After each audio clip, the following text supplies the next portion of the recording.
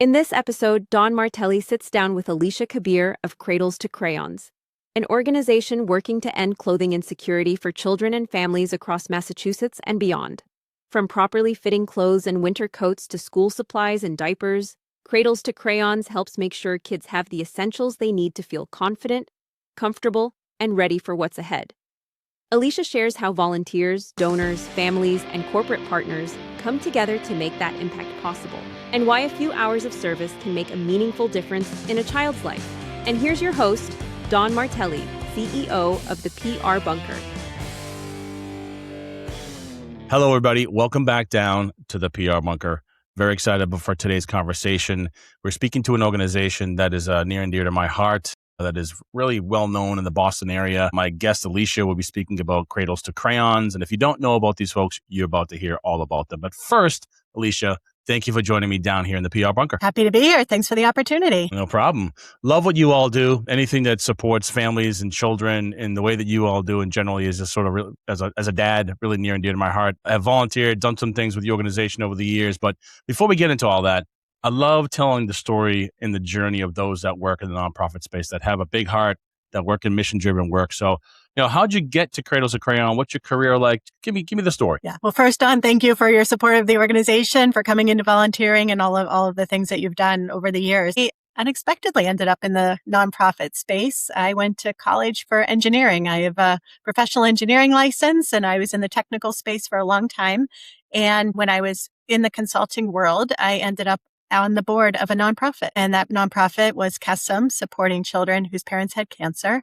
And I was so compelled by the mission and so interested in joining the nonprofit space that when they needed a chief operating officer, I jumped at that opportunity and I left the for-profit space and went into the nonprofit sector. And that's been almost 10 years now. And that eventually led me over to Cradles to Crayons. I'm very passionate about service of youth, supporting families, and also volunteerism and the power of bringing people together through volunteering and providing impact to others throughout the community. So describe what the organization's mission is all about and the work that you do. Yeah, we're almost 25 years in the making. We're located here in Boston. We've since expanded into Philadelphia and Chicago as well.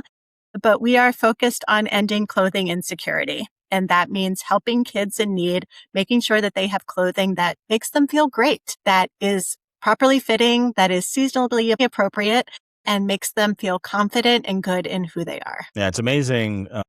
So I've worked in education for a little bit. Little things like, having lunch, right? A breakfast, having clothes, a backpack, sneakers, all these little things that we just take for granted is such an important foundation for how these kids engage with their friends and how they learn and the dynamic that they're going through. And what kind of age ranges do you all cover in terms of the work that you do?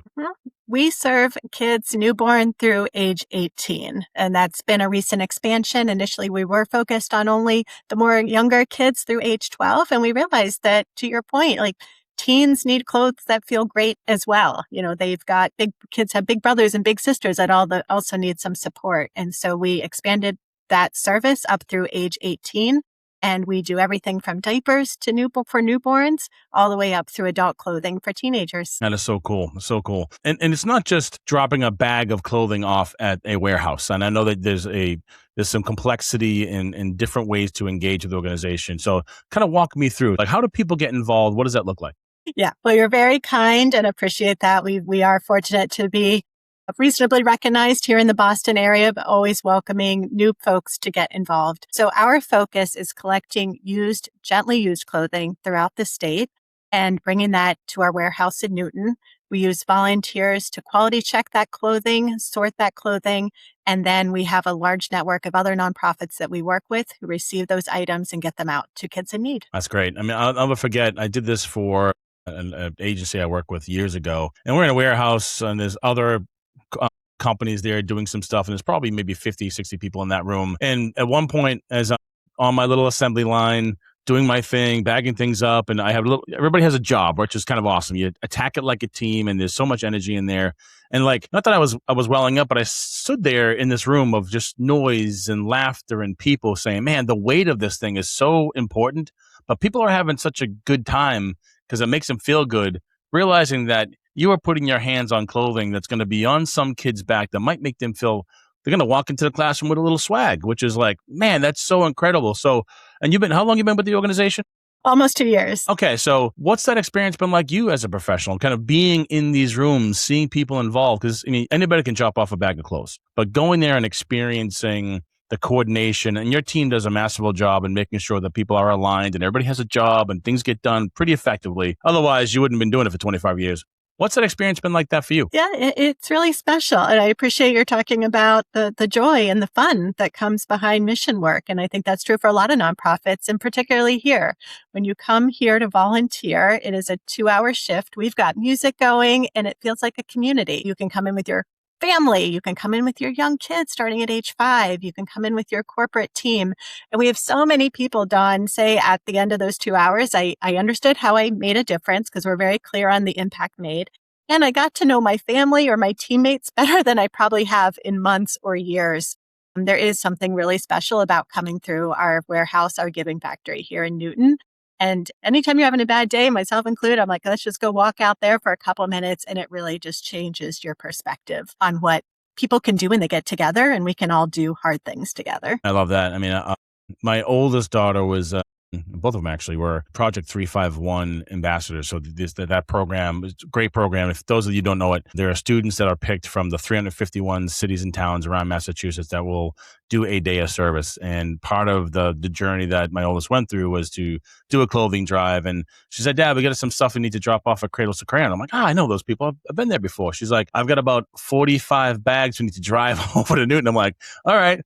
I got a pretty thick SUV, and like we jammed that thing full of clothes, and just brought me flashbacks full circle for me to, I think when I did it originally, I did it 3 or 4 times. First time I was like late 20s, early 30s, but here I am with my 17-year-old daughter at that location going, man, this is kind of one of those full circle moments. So I'm sure you see families in there from time to time, and it's not just big corporations, but I always say every nonprofit can use your time, your talent, and your treasure.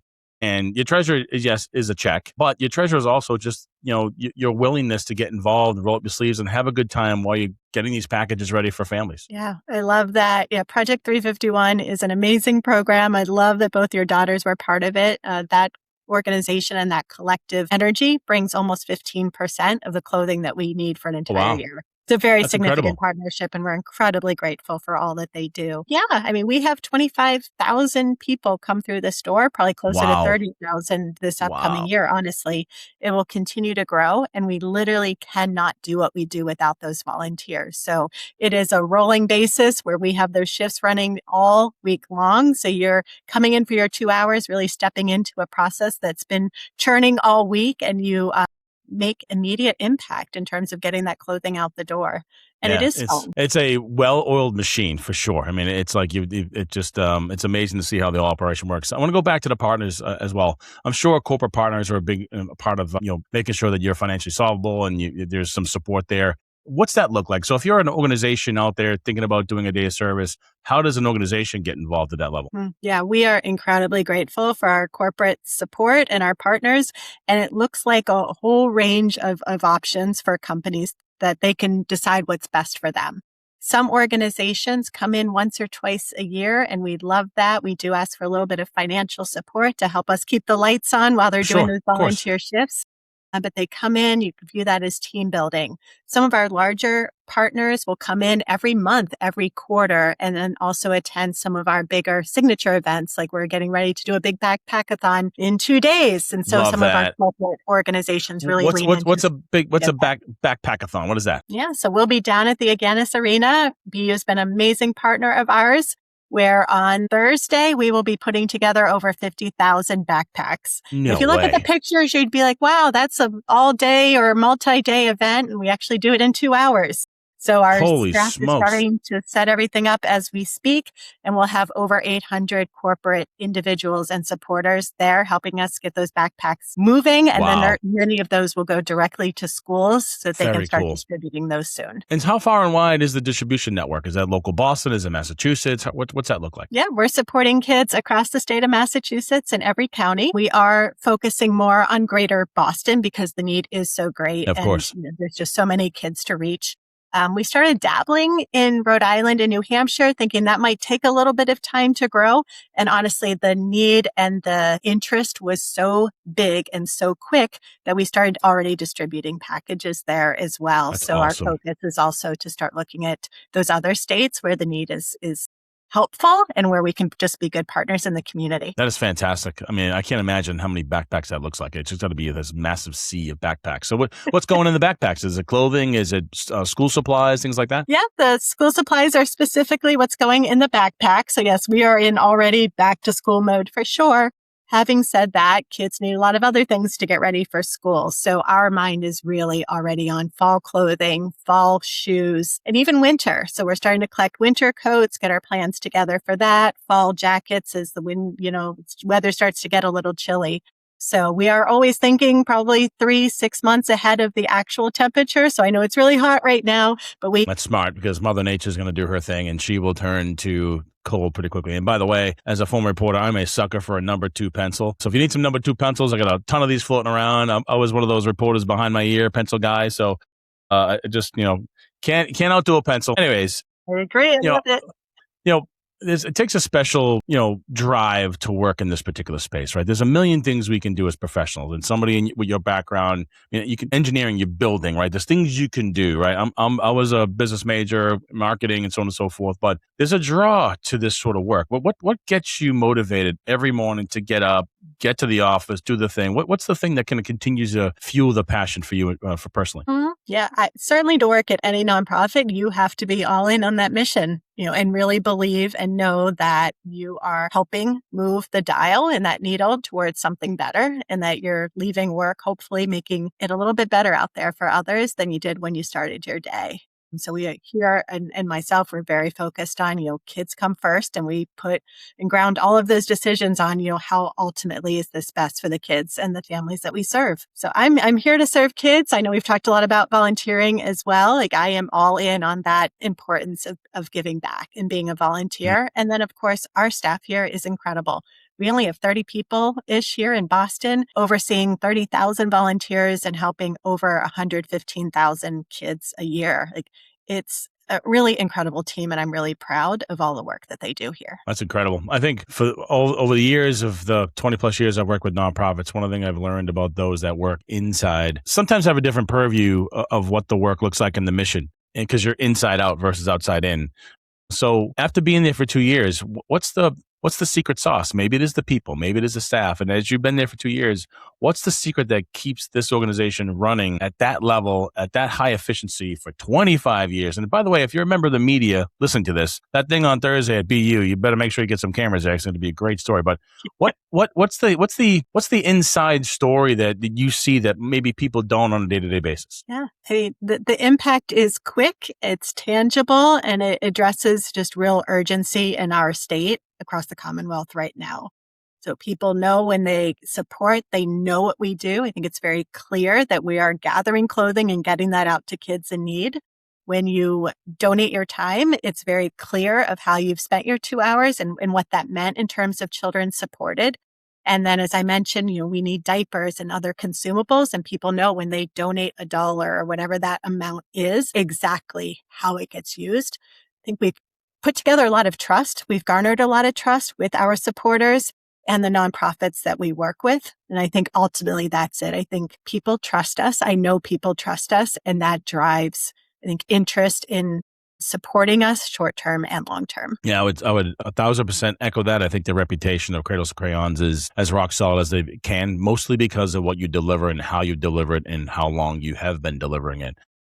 Now, we talked about this week, what's coming up with the backpacks, but as you're already thinking about Santa Claus and the holidays and probably the start of next year, because this is your space, and I know how you all folks work, what's coming down the pike? I mean, because you're never at a loss for people to get involved. And so where can people slot in the next handful of months? What's that look like? Yeah, it is certainly busy here as we start thinking about back to school. That is a very big time for us, getting all those backpacks and clothing items out. And then winter is another big push for us, particularly to get winter jackets out the door. We will distribute over 50,000 winter coats this winter. Holy smokes. So how you can get involved? We need help every day. You can come in and volunteer almost every day of the week. So we're open generally Wednesday through Saturday, and then we can do some support on those other days as well. You can donate clothing. Most of our clothing is gently used from folks like you and me cleaning out our closets or looking at our family going, all right, you've got some things in there you're not going to wear. So you could help us collect clothing and then drop that off for us. And then, of course, that financial support. You could help us purchase diapers and wipes through our bulk purchasing power. So it's cheaper for us to buy that. And we would use your financial support very, very, very wisely. That's great. Yeah, it gives people options, because it's easy to write a check and put it in the mail and go on with your day. But we give people a variety of options so they can be as close to the mission as possible or just donate or support in some way, shape, or form. I think it's really smart. I love kind of telling the micro story of the macro because we've covered the macro. We understand what you do, who you're impacting. Over the past couple of years you've been there, are there any sort of small anecdotes that just stick with you as you start to talk? Oh, what do you do for work, Alicia? Oh, this is what I do. And any small anecdotes that really are emblematic of the brand? Mm-hmm. Yeah, I always have one around the volunteer experience and then one around the kids serve. So I'll start with the Awesome. kids serve Please, because that is why we're here. We don't get to see many of our items go directly to kids because they go through another nonprofit first, but sometimes we do get to connect with those families. And I went to one of our backpack distribution events last fall, and those are truly, truly special, to see a bunch of elementary school kids at school. I think it was their second day of school, so they weren't too happy to be there overall, but, they're going to go and pick out their new backpacks. And what's special is that every kid got a backpack. So even though I'd say probably 75% of that school would have qualified for a free backpack anyway, the decision was made to give every child one of those backpacks. And it was so special seeing them come up and pick which color they wanted, which pattern they wanted. There was no fighting. There was no arguing. They were polite. And it was just really, really special to see them receive those items directly. So I always appreciate those opportunities. It's a big decision. Backpack is like the brand. It's whether you're going like cartoon characters, you go in colors. It represents you, man. I did it when I was in high school and grammar school. Same with the sneakers, right? It's your, and to give them that, to eliminate the we don't have access to situation. Now they have access, and they're like, I'm just like everybody else. I have a cool backpack. I can't no, maybe it's day 2 and they're miserable, but they got a cool backpack because, which is pretty fun. What's the other example? Exactly. I love that. Around coming in to volunteer, you talked a lot about families, and it really is seeing the young kids and the teens be here giving back. We have a really wonderful family leadership program where families can bring in their kids starting at age 5. We have a really wonderful teen leadership program as well. And I've really, really enjoyed, seeing the teens come in and help run shifts or volunteer shifts or help in other ways. And there is nothing better than seeing a bunch of 5-year-olds and 2-hour shifts, a little bit long, but we put together some fun activities on some of the events. They'll come, they'll volunteer, they get to know each other. You see families connecting as well. And it's really special to see those littles, start to think about philanthropy and their role in giving back as they get older. They're sponges at that level, right? And if your parents, guardians, people around you set the table, you're going to become one of those people who are maybe have a degree in one thing and end up finding themselves in nonprofit world, just like my guest here. Now, here's I always love adding some oddball kind of question. How would you apply your educational experience and your degree and the work that you were doing prior to working in nonprofit? Is there any connective tissue to engineering and building? And I think I know the answer, but I can't wait to hear it. How do you connect that your engineering brain, which is beautiful, by the way, because I don't have that kind of brain. That's building and it's seeing and building. How do you apply that to your work today? Yeah, I love that question. I'd say it's in 2 ways. I love that you were going macro and then micro. So I'll start with the macro. I think engineers are continuous learners. So I'm always thinking about the broader picture and what do we need to do to reach our goals? What do we need for technology? How do you put those blocks together? What is the roadmap to allow us to grow here? And then the micro, I was just doing a whole lot of math this morning, trying to do forecast for budgeting. We do have a warehouse, we're trying to figure out how to optimize process, logistics challenges. So there's certainly ways that I can bring those skills here in the day-to-day as well. When you think about your journey to where you are today, and one of the part of the segment of the podcast usually is around like networking and building your career. What advice would you give a young professional who's thinking about going into mission-driven work? What does that look like? Clearly, you've made the transition and have applied that educational technique to what you're doing now, which is really cool. What advice would you give to a young professional who's thinking about going into a space like this? Say when you're younger, that is the time to try different career paths, see what's right for you. You can always make an additional shift if you feel that makes sense for you. The nonprofit sector needs people. They need smart people, capable people. And I do feel like there's been a shift in the understanding of the nonprofit sector too, that the compensation is more competitive. I know we work hard here to benchmark and try to look at compensation and be equal as best we can. And there are other benefits like the time off and whatnot. But I do think that people are also understanding that nonprofits are businesses. They need to run like businesses. I'd say in many ways it's harder. You have to be so transparent and be upfront of how many dollars you spent on kids versus program and overhead. And there's a lot there to learn. And there's a lot of takeaways so that if you wanted to go back into the for-profit space, you're going to get skills that are going to take you wherever you want to go next. Inside these organizations, you've got professionals that have been coming from different walks of life that run it like a business. You're there to make money, which is really to drive the mission to make an impact on the lives of other people. And frankly, to your point, there is a really big effort these days to retain talent in the nonprofit space because you don't want to lose those people. And executive directors, board members are super cognizant in bringing on talent from different walks of life to bring a different opinion and mindset to what you think is just putting clothes in the bag, which is clearly not, right? I think it's more complex than like selling widgets, if you will, on the business side. What are the different ways people can get involved and what kind of actions would you like them to take? Mm-hmm. Thank you. And I agree with all of that. I'd say volunteering really is number one, whether it's your corporate group, if you can get some approvals and get a team in here, 5 people, team of 5 up to a team of 150. We can take them all and take you all. Once you're here and see what we do, you will have more appreciation of the need, the importance of this work and the community that we're building. After that, I'd say donating clothes. We definitely need more clothes as we continue to grow. We know there's plenty across this state. It's just a question of people letting it go and making sure they know where to place those items for us. Hop on our website. You can enter your zip code. It tells you right where you can drop things off. Easy one to remember is you go to an Old Navy. They've got a bin in every store. So nice and easy for everyone. Perfect. Love that. That's a great partnership. That's creative. And you'll see other retailers also promoting drop-off throughout different seasons. And then for those of you who are really busy or already involved in other nonprofits, we do have an Amazon wish list. We do need that financial support as well. That's fantastic. And what is the website address? It's cradlestocrayons.org. Alicia, I can't thank you enough for, one, the work that you and the team are doing there. You're impacting thousands of families' lives over 25 years, which is an honor. Congratulations on making the shift in your 2-year run here. And then whatever else you're going to do next, good luck this week with the backpacks. And then thank you for stopping by the PR Bunker. Thank you, Don. Thanks for the support and all you do for the Boston community. You're amazing. You're welcome. Thank you. Thanks for tuning in to the PR Bunker podcast, where we go beyond the headlines and into the trenches with founders, builders, and operators making real moves. This show is brought to you by the PR Bunker, a strategic communications agency helping mission-driven and impact-focused organizations cut through the noise and tell stories that matter.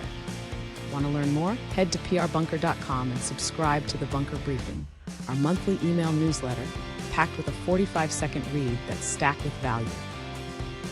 We're talking practical PR and communications insights, networking tips, and strategies to help you navigate the moments that matter.